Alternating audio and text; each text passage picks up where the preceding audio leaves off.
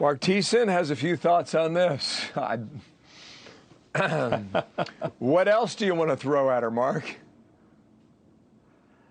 Well, Megan McArdle, my friend Megan, understates the case. I mean, look, Kamala Harris is less popular than Joe Biden is the least popular president in the history of presidential polling, and Kamala Harris is less popular than he is. He has a 39% approval rating in the RCP average, and she has a 36%. So she's 3 points less popular than he is.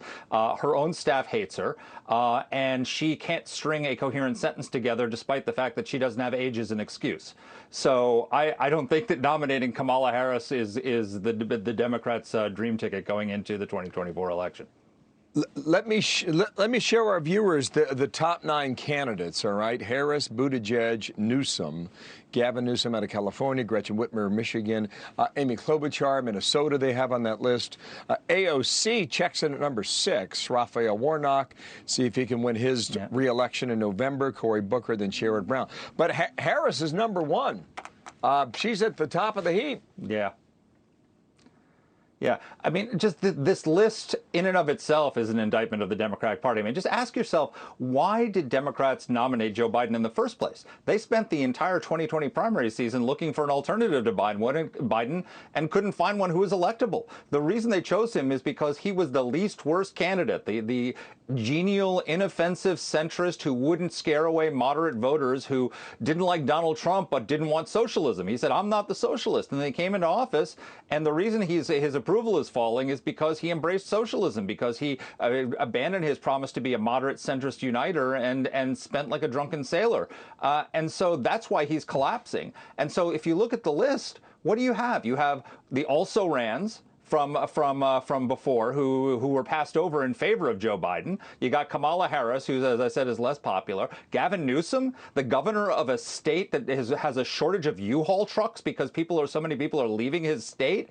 Gretchen Whitmer, the vaccine and mask mandate champion. AOC, the person who has driven the Biden administration into the ground, the leader of the progressive movement that convinced Biden to try to become a new FDR without the FDR-like majorities in Congress.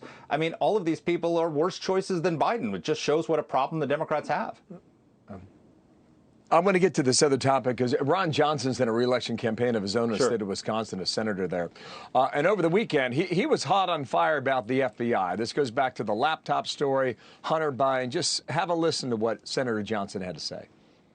It's important the American public understand the FBI had Hunter Biden's laptop in December of 2019. Here we are in end of July, early August of 2022.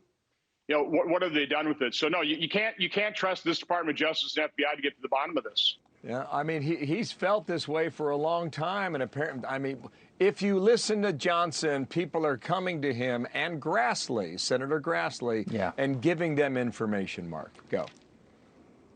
Yeah, that's exactly right. So this is what people need to understand is that this is not Republican senators accusing the FBI of wrongdoing. These are people within the FBI coming to Grassley and Johnson.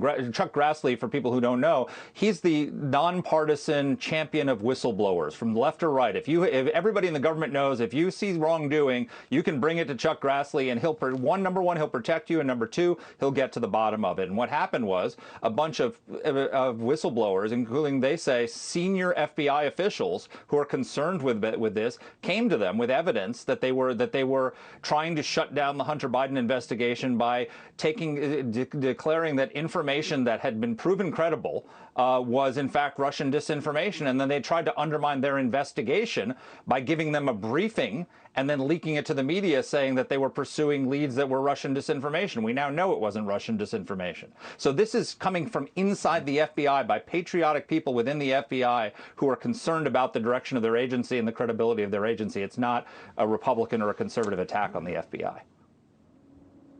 Likely more to come. Mark, thank you. Nice to see you on this Monday. Marc Thiessen, thanks for joining us. Thank you, Bill. Hey, everyone. I'm Emily Campagno. Catch me and my co-hosts Harris Faulkner and Kaylee McEnany on Outnumbered every weekday at 12 p.m. Eastern, or set your DVR. Also, don't forget to subscribe to the Fox News YouTube page for daily highlights.